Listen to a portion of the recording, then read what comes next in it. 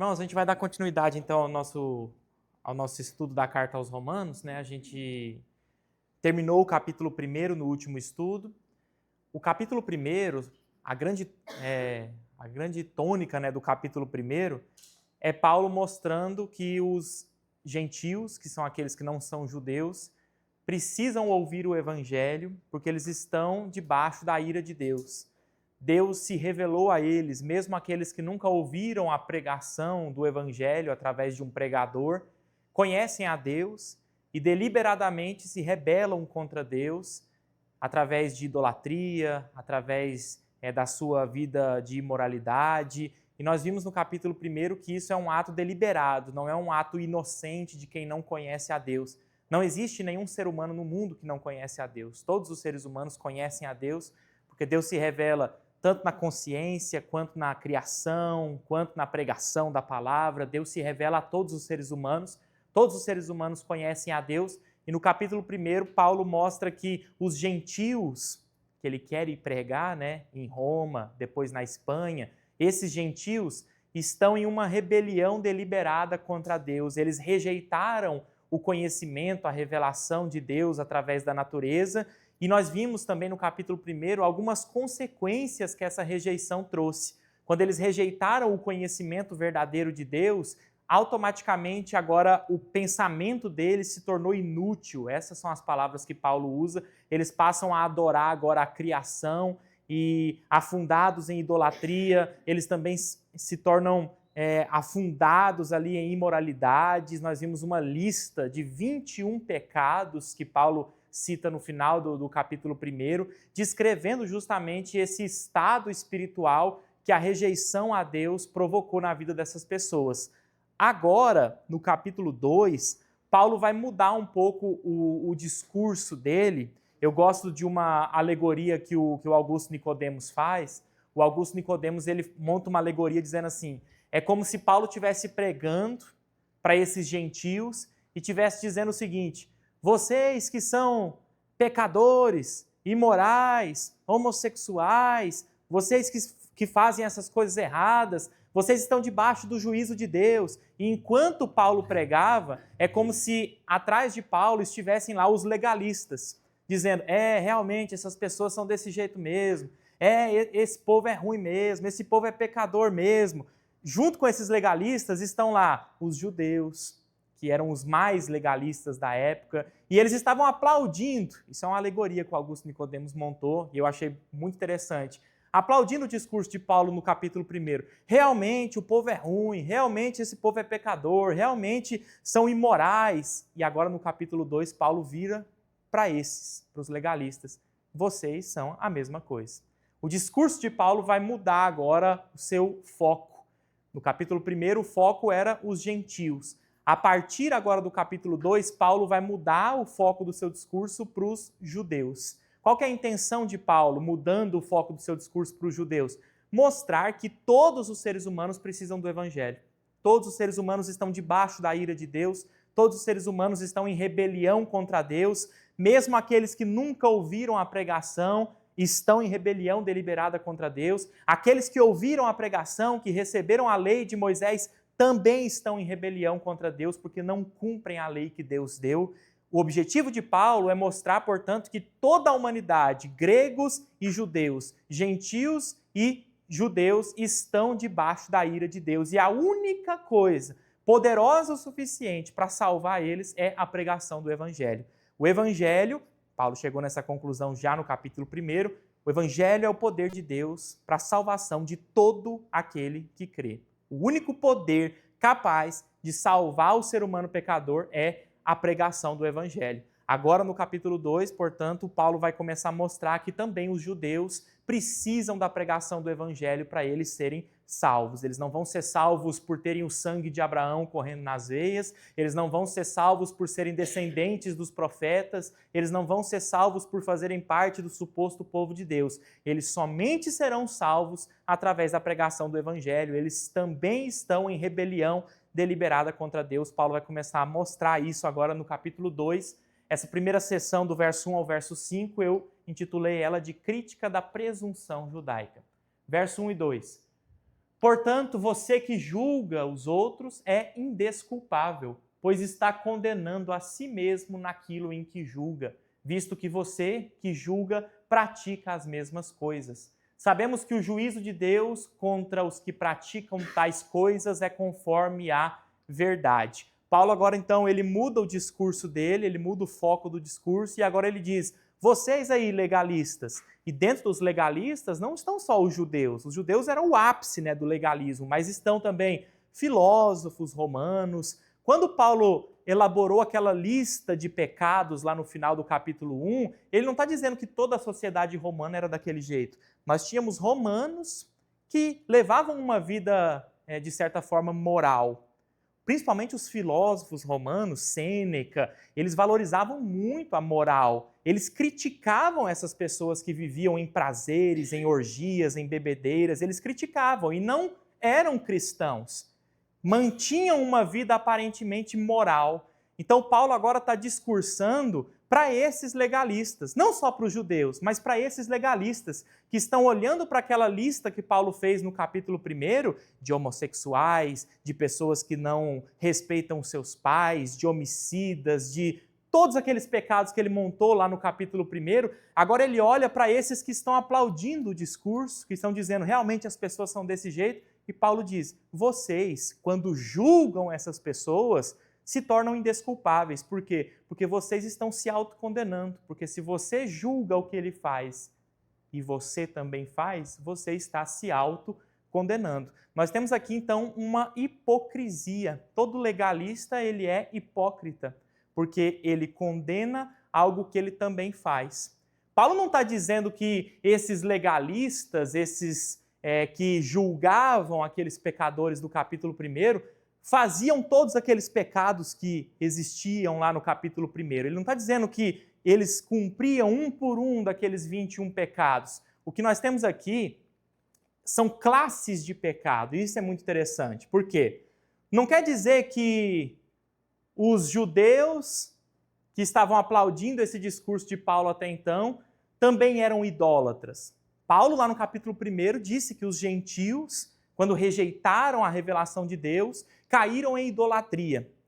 Agora ele está dizendo que esses legalistas praticam a mesma coisa. Ele não está dizendo que esses também são idólatras no sentido de adorar a criação, de adorar a cachoeira, o sol, todos aqueles exemplos que a gente deu lá no capítulo 1. O que nós temos aqui são classes de pecado.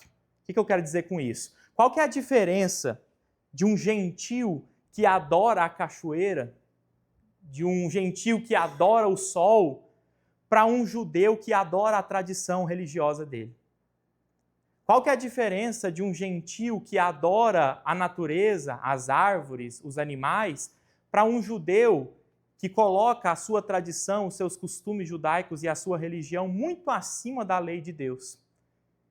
Os dois são idólatras. Esse é o sentido. Os gentios, lá no capítulo 1, eram avarentos, se entregavam a prazeres sexuais. Não quer dizer que os legalistas aqui do capítulo 2 também fazem aquilo, mas eles estão incluídos na mesma classe de pecado. Qual é a diferença daqueles que estavam lá afundados em pecado no capítulo 1 para legalistas agora cheios de luxúria, cheios de orgulho? Eles também estão afundados nos mesmos pecados que eles condenavam. Eles estão afundados na mesma classe de pecados. Qual que é a diferença? O deles é interno. Essa é a diferença.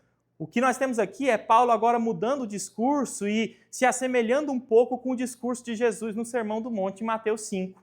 Deus trará ira, Deus trará condenação, Deus trará juízo, não somente sobre aqueles pecados tão explícitos que foram citados no capítulo 1. Deus trará juízo, Deus trará condenação, Deus trará punição também sobre pecados mascarados debaixo da religiosidade. É isso que está acontecendo aqui. E Paulo está mostrando que essas pessoas que tanto estavam julgando agora os gentios que praticavam aqueles pecados abomináveis lá do capítulo 1, ao julgarem, se tornavam também indesculpáveis, porque eles estavam se autocondenando, porque não percebiam em si que também estavam afundados em pecado. Mas esses pecados, aqui no capítulo 2, estão escondidos debaixo de uma falsa moralidade. Falsa moralidade, porque não existe moralidade sem Deus. É uma falsa moralidade que apenas esconde erros que estão enraizados no coração das pessoas. Ele continua dizendo: sabemos que o juízo de Deus contra os que praticam tais coisas é conforme à verdade. Paulo está equiparando esses legalistas com aqueles. Vocês estão no mesmo nível. O juízo de Deus é o mesmo para eles e para vocês. Segundo a verdade. Deus vai julgar segundo os atos de vocês. E vocês estão em pé de igualdade. Vocês estão em rebelião deliberada contra Deus. Paulo começa voltando a sua atenção para uma pessoa que está julgando as pessoas que ele descreveu lá no capítulo 1. Paulo diz que essa pessoa está condenando a si mesma, pois pratica as mesmas coisas. Os judeus se orgulhavam da sua moralidade exterior, mas Deus também acusa e condena a maldade interna. O juízo de Deus é conforme à verdade. Deus punirá o pecado sem qualquer parcialidade e não levará em conta as aparências externas. Tanto os legalistas judeus, aqui do capítulo 2, quanto os gentios afundados em imoralidade lá do capítulo 1, serão julgados.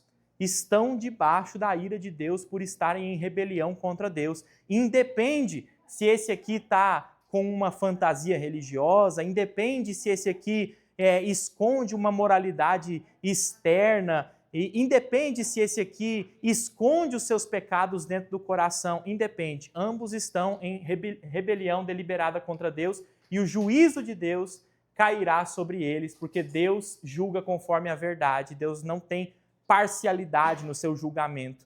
Deus não julgará com menos rigor, porque esse, pelo menos, preservou uma moralidade externa. Não.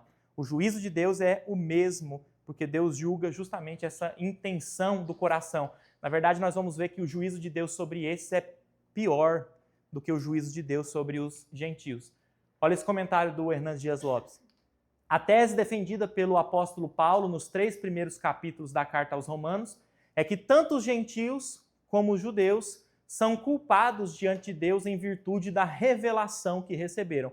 Os judeus receberam a revelação especial, as Escrituras, e os gentios a revelação natural. Por não viverem de acordo com a revelação recebida, ambos são indesculpáveis perante Deus. Comentário do Douglas Moo. Paulo desenvolve a sua crítica implícita dos judeus nesses versículos, para acusar os judeus de serem merecedores da mesma ira que está caindo sobre os pecadores gentios.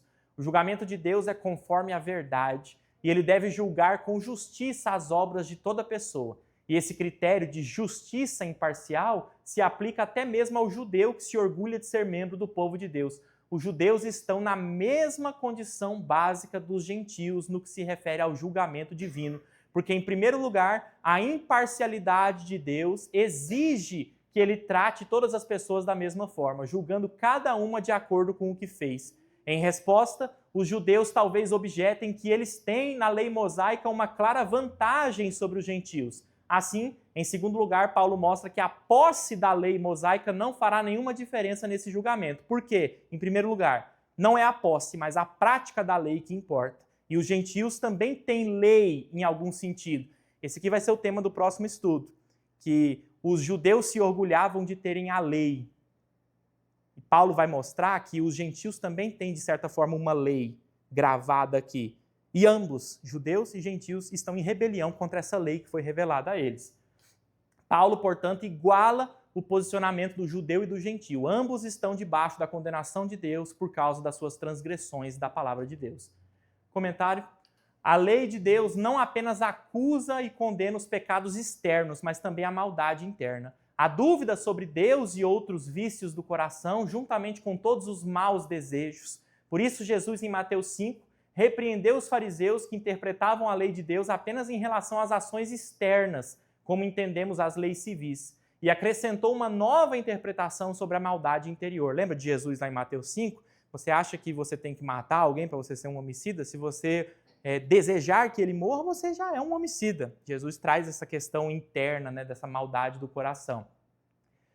Paulo acusa aqueles que, por viverem sem desonestidade externa, acreditam que são justos por causa dos seus costumes civis. O julgamento de Deus é segundo a verdade, ou seja, indica não apenas a sombra externa das ações, mas as mentes e a fonte das ações. Se na mente não brilha uma verdadeira opinião sobre Deus, se as vontades estão afastadas de Deus e se amam mais do que a Deus, certamente não obedecem à lei de Deus. Comentário do Calvino: este reproche, essa reprovação, é dirigida aos hipócritas que atraíam a atenção com as suas exibições de santidade externa e ainda imaginavam que eram aceitos por Deus como se lhe houvessem oferecido plena satisfação. Paulo, pois, havendo apresentado os vícios mais grosseiros como prova de que ninguém é justo diante de Deus, lá no capítulo 1, né?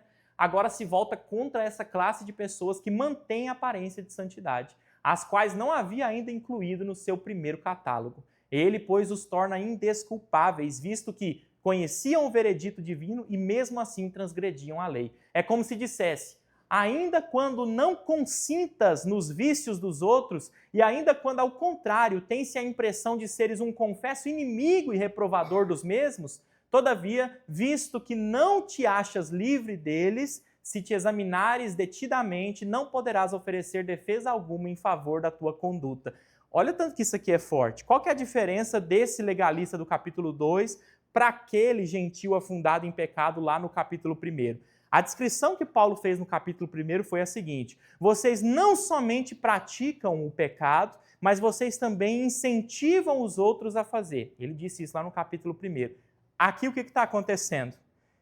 Esses praticam o pecado, igual aqueles lá, só que a diferença é que aqueles lá estimulavam os outros a fazer. Esses aqui praticam e condenam quem faz. Essa é a diferença, porque nós temos uma hipocrisia. E Paulo vai mostrar que o julgamento sobre esses ele é um julgamento mais severo. Comentário do John Murray: não haviam perdido todo o conhecimento da verdadeira natureza de Deus, não praticavam e menos ainda aplaudiam as formas mais grosseiras de pecado. O seu bom senso moral ainda continuava aguçado o bastante para condenarem o pecado em outros. No entanto, eles também precisam ser levados a se sentirem culpados diante de Deus. Isso aqui talvez seja a missão de um pregador pregando para pessoas que não são cristãs. Você tem que fazer essa pessoa se sentir culpada. Você tem que se fazer. Não que você vai impor uma... Existe uma culpa sobre ela. Você tem que aguçar a sensibilidade dela para ela sentir essa culpa. Não é você que vai impor uma culpa sobre ela. Você tem que fazer ela abrir os olhos, perceber que existe culpa sobre ela. Se ela não está em Cristo, existe culpa sobre ela. Então, o papel é justamente fazer as pessoas se sentirem culpadas diante de Deus. É isso que Paulo está fazendo aqui, tanto no capítulo 1 quanto no capítulo 2. Verso 3 e 4. Assim, quando você, um simples homem, os julga, mas pratica as mesmas coisas, pensa que escapará do juízo de Deus?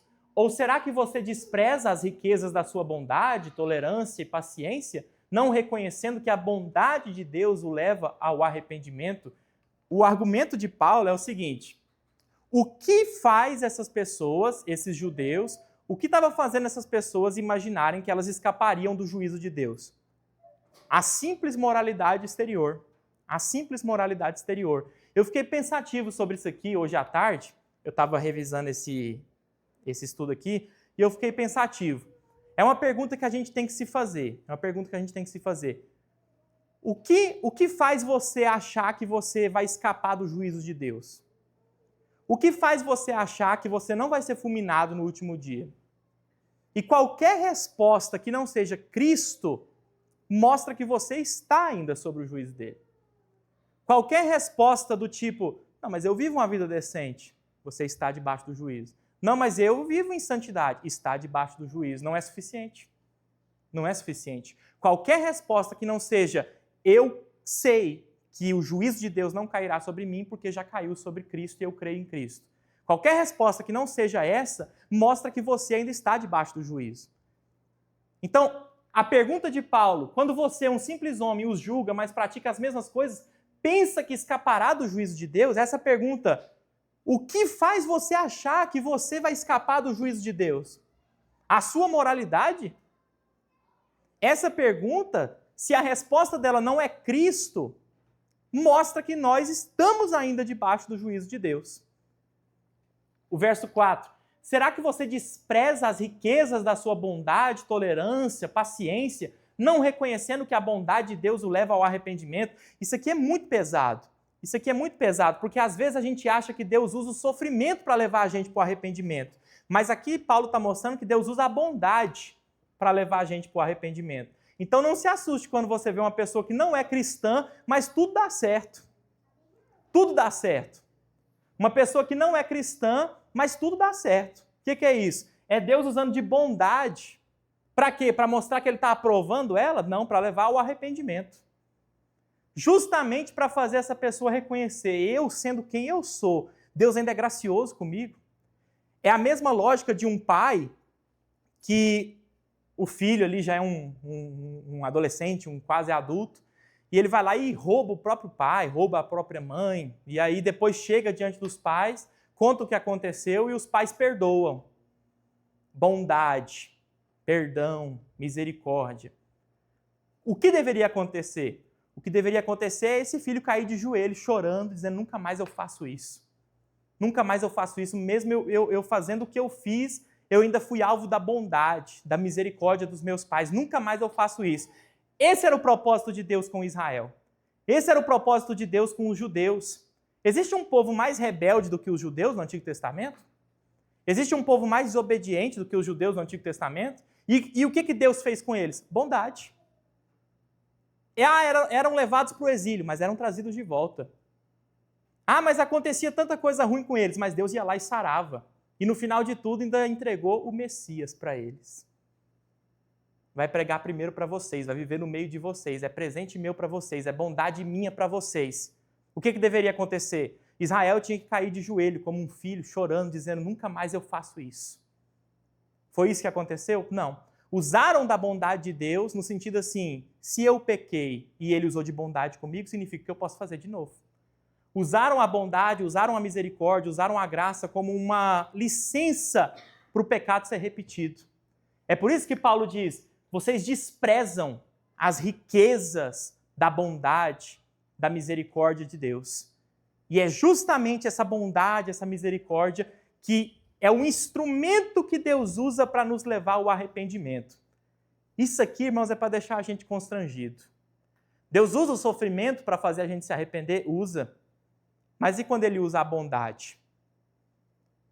A gente tem que ter uma mente muito aguçada para a gente entender essa bondade de Deus, não como Deus aprovando as nossas práticas. Porque isso é comum. A pessoa não é cristã, não tem Cristo, mas está ganhando muito dinheiro. Olha lá que fulano abençoado, Deus está aprovando, Deus não está aprovando. Quem não tem Cristo não tem aprovação de Deus. Deus não está aprovando, Deus está usando de bondade para gerar arrependimento. Só que é preciso ter um coração muito, muito, muito sensível para perceber isso. Perceber bênçãos, não como aprovação, mas como instrumentos para o arrependimento. É preciso ter um coração muito sensível para você perceber isso. Porque qualquer coisa que acontece na nossa vida de bom, a gente já enxerga aquilo como um aval. Deus nos dando um joinha dizendo, prossiga. E às vezes a bênção, o dinheiro na conta, não é um prossiga, é para. Porque você está todo errado e eu te abençoei. Olha, tanto que eu sou bom com você, vive para mim. Vive para mim. Não é uma aprovação, é um instrumento para o arrependimento. É isso que Paulo está dizendo aqui. A pergunta de Paulo aos moralistas requer uma autoanálise profunda. O que te faz pensar que você escapará do juízo de Deus? Os legalistas judeus haviam desprezado a graça em Jesus Cristo. Isto era motivo para Deus derramar sua ira sobre eles imediatamente. O Messias foi rejeitado. O maior ato de amor que esse mundo já viu foi rejeitado. Não só rejeitado, foi morto. Foi morto. Isso era mais do que motivo para Deus agora fulminar eles. Fulminar. Rejeitaram a graça. Rejeitaram a graça em pessoa. Isso era mais do que motivo para Deus fulminar, mas Deus lhes dá tempo para eles se arrependerem. Deus ainda preserva eles. Deus ainda guarda eles. Eu não sou dispensacionalista. Dispensacionalistas são pessoas que acreditam que Deus hoje trata com dois povos diferentes, com a igreja e com os judeus. Eu não sou dispensacionalista, mas a pessoa tem que ser muito maluca para não enxergar que existe alguma coisa diferente sobre os judeus. Por que esse povo existe ainda? Não tem sentido nenhum esse povo existir ainda hoje. Deus está dando tempo. E não é ser dispensacionalista, mas o Apocalipse diz que nos últimos dias vai haver uma conversão em massa deles, dos judeus. Isso é Deus usando de bondade para gerar arrependimento. Que a gente possa ter também a nossa mente aguçada para enxergar as coisas dando certo, não simplesmente como uma aprovação, um joinha, mas talvez como um instrumento para a gente mudar de direção. Comentário do Douglas Moo. O versículo mostra que Paulo está questionando a convicção dessa pessoa de que ela será capaz de escapar do julgamento de Deus. Essa pergunta é legitimamente feita aos moralistas ou filósofos gentios que acham que podem agradar a Deus por meio da sua boa vida, mas particularmente são judeus os que provavelmente pressuporiam isso. Comentário do Calvino. Aqueles que acreditam que escaparão ao juízo divino, ainda que não permitam que outros escapem a seu próprio juízo, são extremamente loucos. A incoerência. Os legalistas acreditavam que por conta da sua boa vida, eles escapariam do juízo de Deus, mas eles não deixavam ninguém escapar do juízo deles. Eles achavam que eles escapariam do juízo de Deus, mas ninguém escapava do juízo deles. É uma incoerência. O Senhor nos mostra, no exercício de sua bondade, que Ele é aquele a quem devemos convertermos. Comentário aqui. Deus adia as punições, ou seja, para nos dar tempo para nos arrependermos. É aquilo que Deus diz para Abraão, lá em Gênesis 15, o cálice. Deus diz para Abraão assim, Abraão, vou dar essa terra aqui para vocês, mas primeiro a descendência de vocês vai ser peregrina. Sabe por quê, Abraão? Porque o cálice dos amorreus ainda não encheu. Eu ainda estou dando tempo para esses aqui. Se eu entrego a terra para você agora, você ia ter que matar todos. Mas o cálice deles não encheu ainda. Eles ainda estão com tempo. E eu vou dar esse tempo ainda para eles se arrependerem. Mas, depois daquela escravidão no Egito, chegou um dia que o cálice dos amorreus encheu. A paciência de Deus também chega ao fim. A paciência de Deus chegou ao fim e Deus agora levanta Moisés e leva Moisés para aniquilar, junto com Josué, os cananeus, porque o cálice tinha enchido. Deus dá espaço aos aflitos para que possam retornar ao caminho. Comentário do Hernán Dias Lopes. A ausência de qualquer dos vícios pagãos não constitui sequer uma única virtude. Olha essa primeira frase desse comentário. Esses legalistas judeus talvez não tinham nenhum daqueles vícios lá do capítulo 1, pelo menos não de forma externa. Não eram homossexuais vivendo na prática do pecado. Não tinham todos aqueles pecados explícitos, abomináveis lá do capítulo 1. Mas quem disse que você não ter um vício externo te dá uma virtude por isso? Existe diferença. Um exemplo que eu acho maravilhoso está lá em Atos 10, que é a conversão de Cornélio. Cornélio foi o primeiro gentil a se converter. O primeiro não-judeu a se converter. E aí a Bíblia faz uma descrição de Cornélio. A descrição de Cornélio é que ele era um homem íntegro. Um homem, assim, maravilhoso, sabe? Cara maravilhoso. E a Bíblia chega a dizer que ele tinha visões. Ele tinha visões de Deus. Mas não era cristão. Nos nossos olhos, eu acho que nos dias de hoje, a gente não enxergaria Cornélio como uma pessoa que precisa de conversão. Porque ele não tem nenhum vício externo. Pensa um crente chegar aqui na igreja, ele não bebe, ele não fuma, ele não xinga, ele não faz nada de errado. Essa pessoa não precisa nem descer as águas, pô. Ele não tem vício nenhum, porque a gente só enxerga o exterior. A gente só enxerga o exterior, mas a ausência de vícios externos não nos dá nenhuma virtude. Não nos dá. E é necessário nascer de novo, até para Nicodemos. Até para religioso. É necessário nascer de novo, porque a mudança é na fonte. A mudança é na intenção, não é simplesmente nesses galhos externos. Esse exemplo de Cornélio, ele é muito bom, porque quantas pessoas a gente conhece assim? Eu conheço várias. A gente escuta até assim, nossa, eu tenho um parente meu que ele não é cristão não, mas é mais crente que muito crente por aí. Por quê? Porque o conceito seu de ser crente é não xingar, não... Isso é ser crente? Por isso ele é mais crente que os crentes? Se ele não tem Cristo, ele não é mais crente nem que os demônios.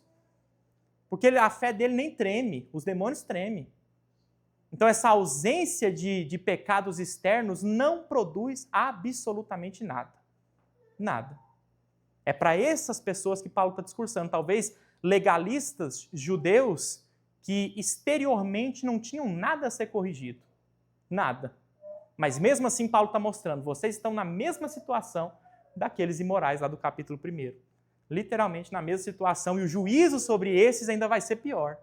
Ainda vai ser pior.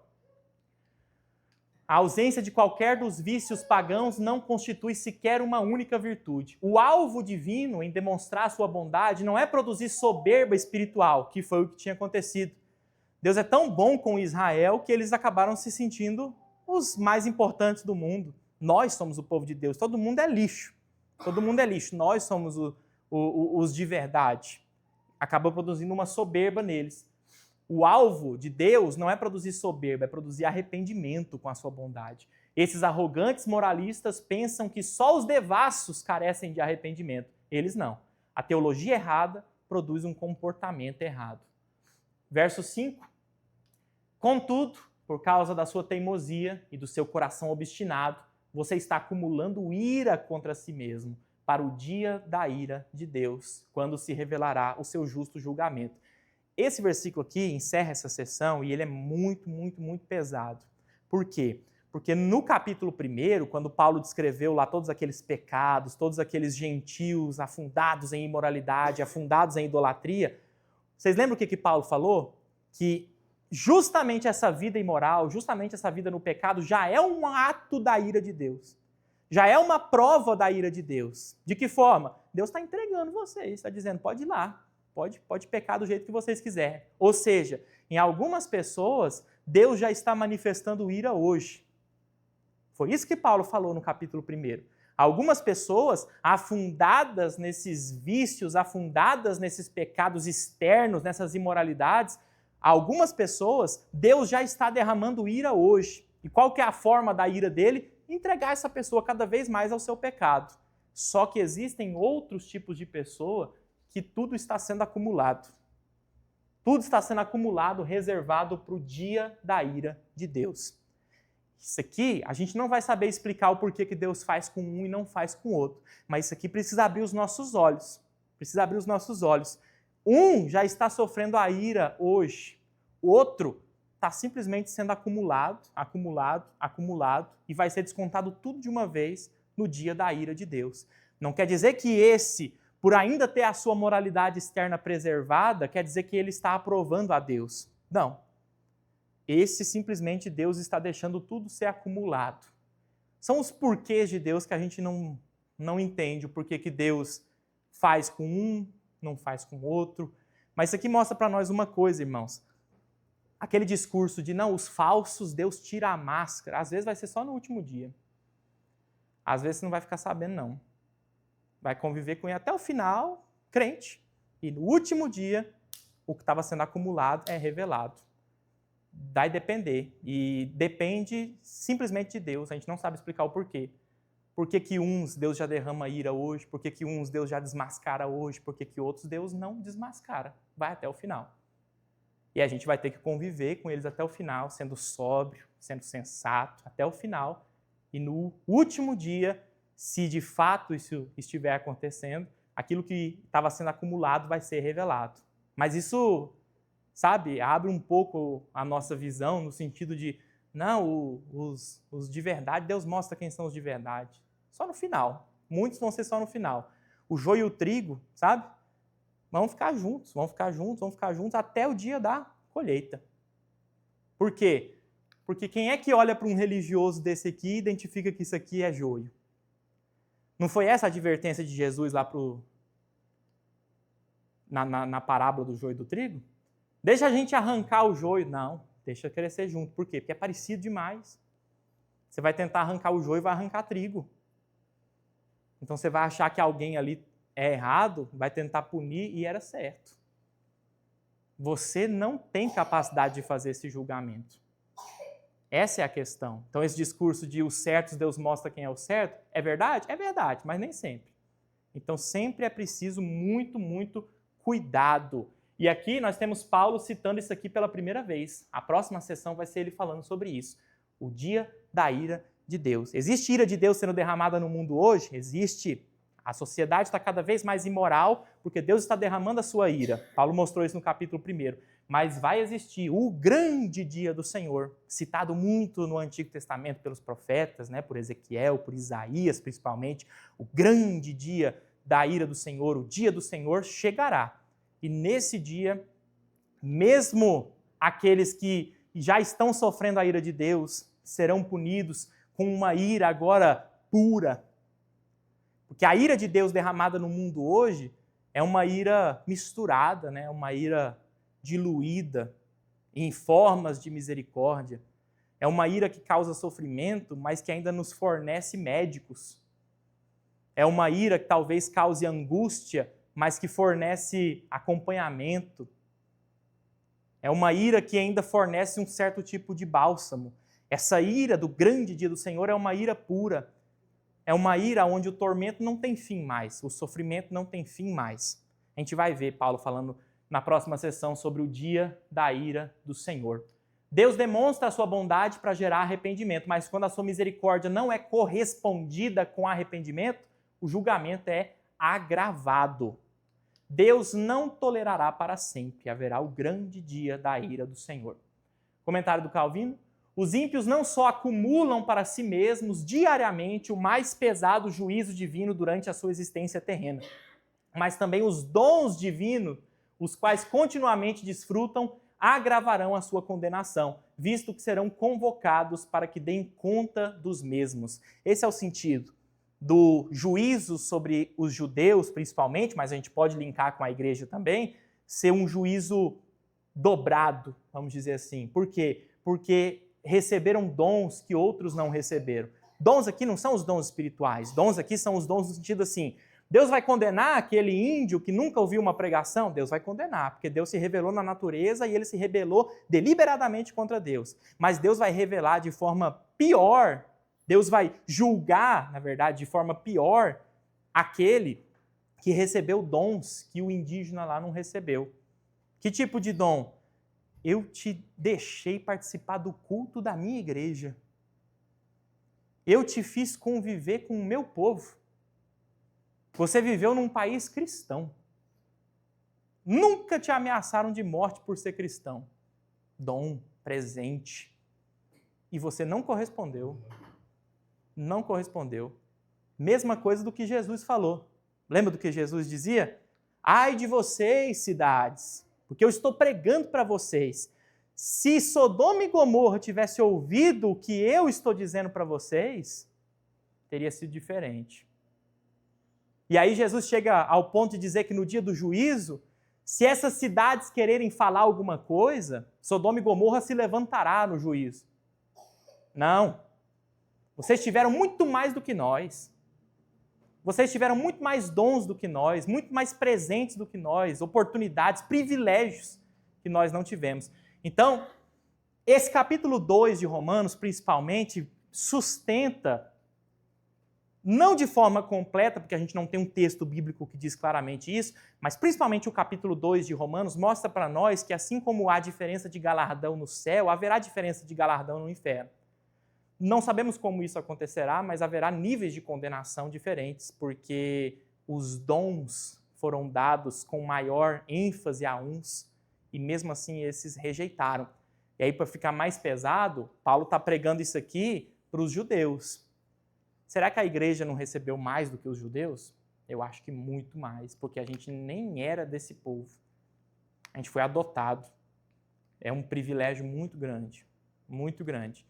E aí, se a gente rejeita, se o judeu recebia dobrado, talvez a gente receba quadruplicado. Só uma hipótese minha. Visto que serão convocados para que deem conta dos mesmos dons. Eles, pois, descobrirão que serão acusados de impiedade máxima, justamente pelo fato de se terem tornado piores ainda em contato com a bondade divina. Deus estava exercendo bondade com eles, misericórdia com eles, com a intenção de gerar arrependimento, mas eles ficavam pior. Quanto mais Deus era bondoso com eles, piores eles ficavam. Isso é uma rebelião contra Deus. Esperava-se que pelo menos esta bondade os enternecesse e os corrigisse. Comentário do Douglas Moo: a paciência de Deus com o pecado não deve ser entendida como um sinal de que ele é fraco ou que conterá o seu juízo para sempre. Nesse versículo, Paulo adverte o seu complacente destinatário de que, de fato, está vindo a hora do julgamento e de que, em vez de misericórdia, é ira que a pessoa presunçosa da bondade divina está acumulando até a chegada desse momento. Comentário do John Murray: o juízo de Deus é segundo a verdade. Não existe ira de Deus a não ser como reação da sua justiça e verdade contra o pecado. Por consequente, não há aumento dessa ira e nem acréscimo à ira que está sendo acumulada, a não ser quando provocada pelo pecado da parte do homem. Comentário do Hernandes Dias Lopes: os críticos moralistas perverteram a bondade de Deus, fazendo dela uma desculpa para continuarem pecando. Assim, tornaram-se mais impenitentes e mais endurecidos. Longe de afastar a ira vindoura, essa atitude enche ainda mais a medida do seu cálice. Mesmo que esse moralista não sofra no presente a manifestação do juízo, como no caso do pagão imoral, que foi o que eu comentei, algumas pessoas Deus mostrará agora que elas estão erradas, outras não. Essa pessoa enfrentará o inevitável julgamento de Deus no dia do juízo. Coloquei um videozinho aqui, ó. A segunda palavra que eu queria trazer aqui é para aqueles que estão desapontados com a igreja por causa dos evangélicos que dão um nome ruim para a igreja. E é verdade, tem evangélico que é hipócrita mesmo, ele condena, ele tem um discurso de moralidade, mas aí ele vai e faz essas coisas, cai na desgraça, quebra os mandamentos de Deus, a coisa vem a público e as pessoas ficam assim: olha aí, ó, eu não quero ser membro da igreja, eu não quero ser evangélico. Aí, ó, esse pessoal diz que é evangélico, mas faz as mesmas coisas que os outros fazem. Tem gente que diz isso, que não quer saber do evangelho, não quer saber de igreja por causa dos hipócritas que tem lá. Bem, eu queria que você nessa noite visse como é que Deus vai tratar os hipócritas. Deus não concorda com os hipócritas, não. Deus não aceita a hipocrisia, não. Nessa passagem está muito claro que um dia Deus haverá de julgar os hipócritas e aqueles que dizem uma coisa e vivem outra. Essa aqui é a verdade. Então a sua desilusão não devia ser com a igreja e com Deus, mas a sua desilusão deveria ser consigo mesmo, porque provavelmente você é tão hipócrita quanto eles, e com a raça humana que está caída em pecado e com a sua inconsistência. Nós dizemos uma coisa e vivemos outra. Mas é por isso que o Evangelho nos foi dado, porque nós somos pecadores precisando de redenção. Nós somos pecadores precisando de misericórdia e de perdão. Então vamos começar a próxima sessão, que vai do verso 6 ao verso 11. A gente vai só até aqui hoje, onde Paulo vai fazer uma descrição um pouco melhor do dia da ira de Deus, o grande dia do Senhor, né, como o Antigo Testamento diz. Verso 6: Deus retribuirá a cada um conforme o seu procedimento. Aqui ele começa a descrever esse grande dia do Senhor, o dia da ira de Deus, e ele mostra que a primeira característica que a gente consegue enfatizar do dia do juízo final é que ele é individual. O juízo final será um juízo individual. Ninguém será julgado por conta do pecado de outra pessoa.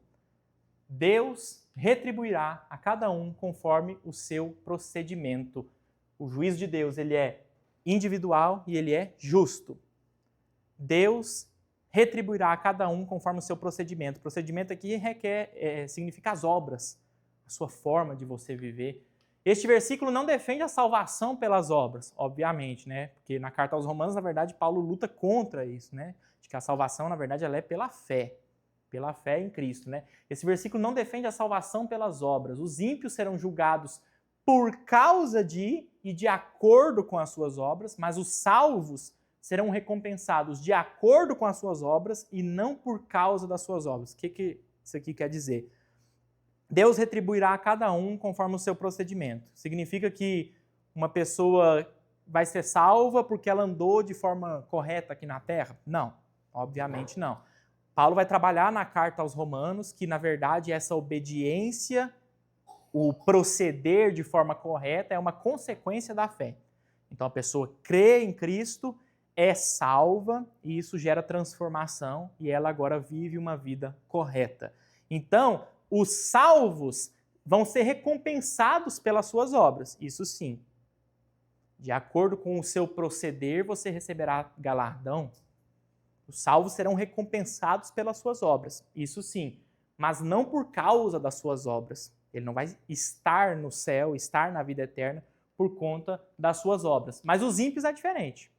Os ímpios eles vão ser julgados por causa das obras e de acordo com as obras. Então a salvação, ela não é por obras. A salvação não é por obras, mas a condenação é. A condenação é de acordo com as obras, de acordo com o proceder. Mesmo que seja um proceder religioso, mesmo que seja um proceder moralista. Por quê? Porque não é suficiente. O padrão de Deus, acho que eu até mandei para o Léo, ou o Léo mandou para mim, não lembro agora, mas é como se fosse assim, você acha que a sua vida religiosa encanta Deus? Ele viu a cruz, meu amigo. Você acha que o seu nível de amor pelos seus irmãos encanta Deus? Ele viu Cristo. Aquilo é nível de amor. Então tudo que a gente faz é fichinha. A medida, o padrão de Deus é muito mais elevado, então nós não alcançaremos através das nossas obras, mas sim, Deus retribuirá a cada um conforme o seu procedimento. Comentário do Calvino, Paulo está a tratar com cegos pretendentes a santarrões, que acreditam que a perversidade dos seus corações está bem oculta, já que se acha encoberta com pelo menos alguma aparência de obras fúteis. Ele, pois, realça a genuína justiça das obras que Deus leva em conta, caso presumam os homens com base em sua falsa confiança que é bastante agradar a Deus pronunciando palavras e meras bagatelas. Ao punir a perversidade dos réprobos com justa vingança, o Senhor lhes dará o que realmente eles merecem. Versos 7 e 8, ele dará vida eterna aos que, persistindo em fazer o bem, buscam glória, honra e imortalidade, mas haverá ira e indignação para os que são egoístas, que rejeitam a verdade e seguem a injustiça. O que esses dois versículos mostram para nós? Mostram para nós que só existem dois destinos. Só existem dois destinos eternos: vida eterna ou ira e indignação de Deus. O julgamento de Deus vai resultar em apenas dois resultados eternos, justamente, vida eterna e ira e indignação de Deus. Olha esse verso 7 aqui, vocês não acham um pouco estranho? Ele dará vida eterna aos que, persistindo em fazer o bem, buscam glória, honra e imortalidade. Não fica um pouco, nossa, estava buscando honra, estava buscando glória, e Deus está colocando isso como uma coisa certa? Não é essa a questão. Qual que era o foco principal deles? Buscar glória, honra e imortalidade? Não. O foco principal deles era persistir em fazer o bem. Esse era o foco principal deles. Eles não estão buscando algo para si. Eles não estão buscando glória, eles não estão buscando honra, eles não estão nem buscando como primeira opção, como coisa mais importante, a imortalidade. Eles não estão, vamos trazer para as nossas palavras, eles não estão fazendo a caridade, a obra, seja o que for, pensando, vou fazer isso aqui para eu ir morar no céu. Vou fazer isso aqui para eu ser honrado. Vou fazer isso aqui para eu ganhar um galardão no céu. Não é essa a intenção. A intenção é fazer o bem. Essa é a intenção do cristão, do salvo. Só que o que Jesus está dizendo? Automaticamente, sem estarem de olho nisso, eles acabam recebendo glória, honra e imortalidade fazendo isso. Não é a intenção primeira, não é a principal motivação, mas está intrínseco, está junto. E eles acabam recebendo isso. Não porque buscaram. Na verdade, todo galardão que você faz algo pensando no galardão, você não recebe. Foi isso que Jesus falou. Vocês, fariseus, vocês oram nas esquinas para vocês serem vistos. Vocês fazem não sei o que para vocês serem vistos. Vocês já receberam o seu galardão. Não era visibilidade que você queria? Pronto, aí, ó. Tudo que você faz já querendo receber algo, de Deus você não recebe nada. Porque você vai receber justamente aquilo que você queria, visibilidade, honra humana. Mas a motivação aqui desses que herdam a vida eterna é persistir em fazer o bem, não é buscar honra, glória e imortalidade. Isso aqui vem como uma coisa intrínseca no fazer o bem. Está embutido no fazer o bem. A perseverança em fazer o bem implica em buscar glória, honra e imortalidade, mesmo sem almejar isso como objetivo principal. Vocês perceberam que esses dois versículos aqui acabam com purgatório, Acaba, porque aqui está mostrando dois destinos. Vida eterna e condenação. Esses são os destinos da humanidade depois do julgamento de Deus. Coloquei esse vídeo aqui justamente do o Frei Gilson, né, que ele é bem queridinho, até pelos evangélicos. Tem evangélico que gosta bastante dele, né? Olha ele falando sobre o purgatório aqui. Só que cada pecado cometido, você vai ter que pagar uma pena por ele. Essa pena as pessoas esquecem. Então, até no mundo que nós vivemos, se você comete um crime, você tem que pagar uma pena por isso. Gente, o que acontece no mundo nosso é o que acontece no mundo espiritual. Você cometeu um crime, a sociedade até te perdoa, mas vai para a cadeia. Você vai ficar tantos anos na cadeia. É a sua pena. No mundo espiritual é a mesma coisa. Eu tenho uma culpa, mas tenho uma pena. Então, isso é importante, Guto, aproveito para dizer que pecar não é legal. Pecar não é legal. Então as pessoas, tem muita gente que eu já ouvi dizer, eu peco e depois me confesso. Só que você esquece que cada pecado existe uma pena que você vai ter que pagar por ela, de alguma forma. Essa pena, ela pode ser paga de diversas formas. A pessoa... Na época da reforma era paga no dinheiro, né? Mas hoje em dia ainda tem uma forma alternativa de você pagar essas penas através de penitências, através de tantas Ave Maria, tantos Pai Nosso, né? Só que mesmo assim é como se a alma humana ainda ficasse corrompida e ela vai ter que passar pelo processo de purificação no purgatório. Talvez vão pagar ela em vida com um grande sofrimento, sei lá. Mas é preciso entender que para os que forem, aos que serão salvos, porque morrerão sem pecado mortal. Então, não estão ainda totalmente preparados, então eles precisarão passar pelo purgatório. Então essa é a fé católica, né? Há um lugar é uma forma errada de dizer, porque não é um lugar físico, o purgatório é um estado onde muitas almas irão passar para se purificar, para pagarem as penas. O que vocês acham disso aqui? Então significa que os católicos, ninguém vai para o inferno? Não, os católicos acreditam em 3 estados, vamos dizer assim, né? Existe o céu, mas o céu, assim, a pessoa para ir direto para o céu, ela tem que ser muito santa. Ele acabou de falar aí que onde você está pecando, você passa no purgatório, você limpa? Não. A doutrina católica é assim, os santos mesmo já vão direto para o céu. Os ímpios, aqueles que não são católicos, vão para o inferno, não vão para o purgatório. Todos os que estão no purgatório foram salvos. Essa é a doutrina católica. Não existe a possibilidade de alguém do purgatório ir para o inferno. Não existe a possibilidade de alguém do purgatório ir para o inferno na doutrina católica. A doutrina católica o purgatório é um estado intermediário do céu, não do inferno. Então todos que estão ali é porque foram salvos, mas não estavam purificados totalmente para ir já direto para o céu. Qual que é o principal problema disso? O principal. Não é, não está em lugar nenhum da Bíblia. Isso aí... Você anula um sacrifício de Cristo, né? Assim, é um sacrifício intermediário, assim, um sacrifício que te purifica parcialmente, mas você vai ter que passar por aqui, você diminui o sacrifício. Exatamente, porque quem está no purgatório, segundo a doutrina católica, foi salvo. Como que a gente é salvo? Pelo sacrifício de Cristo. Mas eles estão no purgatório porque eles não foram purificados totalmente. Espera aí. Lavou as vestes, mas só um pouco. Ele ainda ficou, sabe, algumas manchas assim. Isso aqui é o principal problema católico, não o purgatório. O principal problema católico sempre é usurpar o lugar de Cristo, sempre.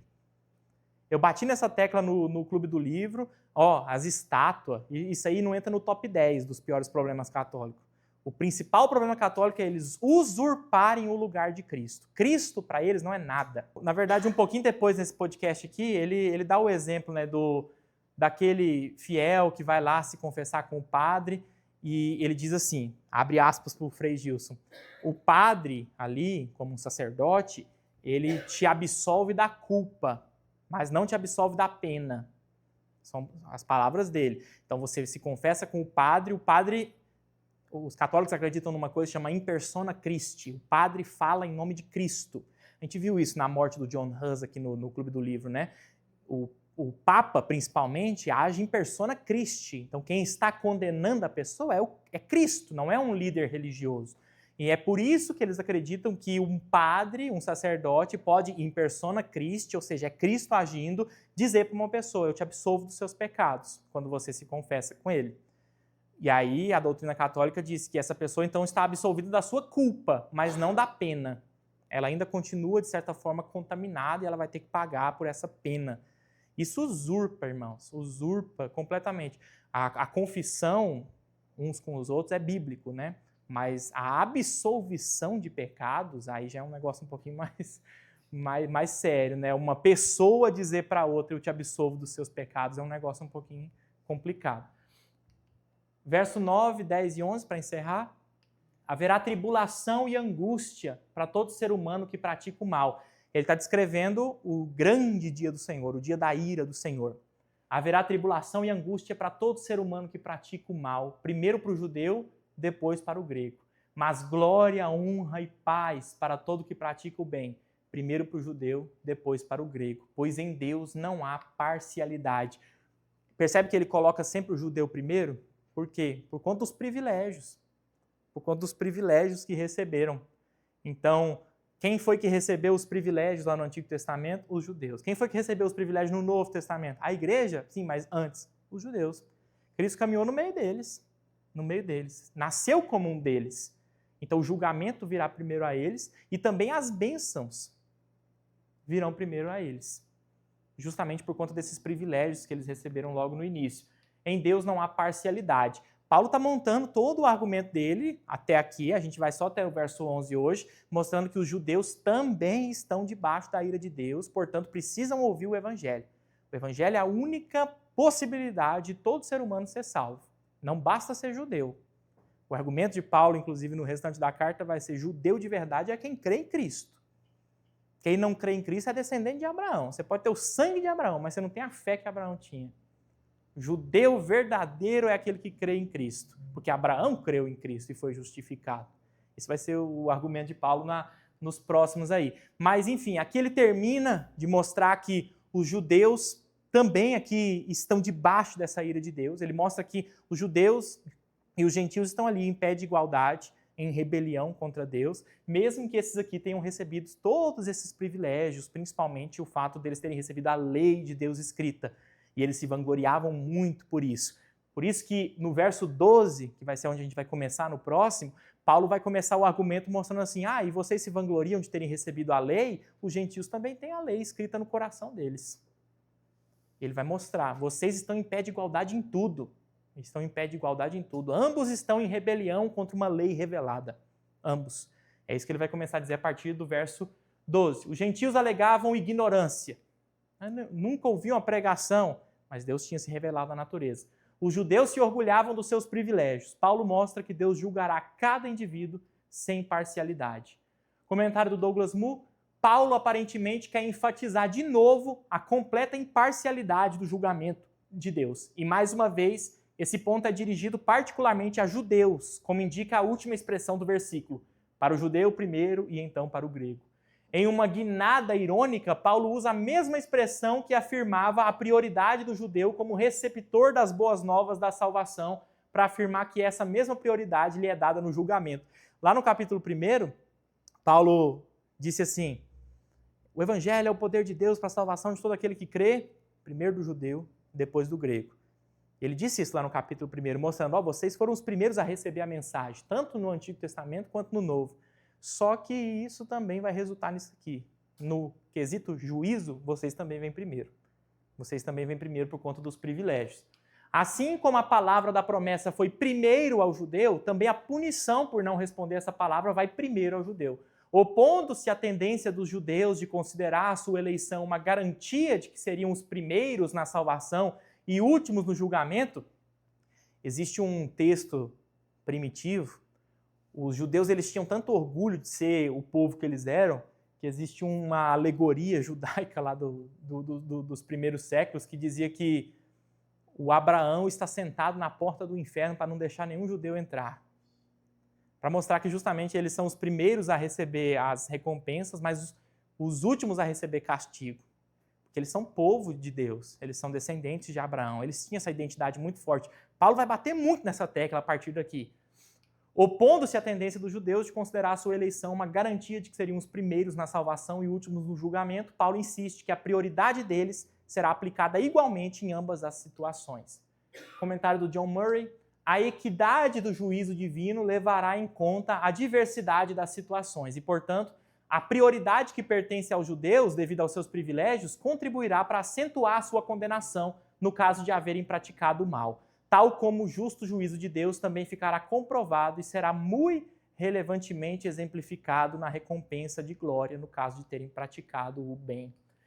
Comentário do Hernandes: o argumento de Paulo é que tanto os gentios devassos quanto os judeus moralistas terão de comparecer perante o tribunal de Deus. Ambos serão julgados pelos mesmos critérios e Deus não inocentará o culpado, seja ele judeu ou grego. Para Deus não há acepção de pessoas. Ele vai chegar nesse versículo ainda no verso 2, no capítulo 2. E é impossível subornar esse juiz, cuja sentença está rigorosamente de acordo com o caráter e não é afetada por estado, condição externos, como nacionalidade, sexo, riqueza ou sabedoria.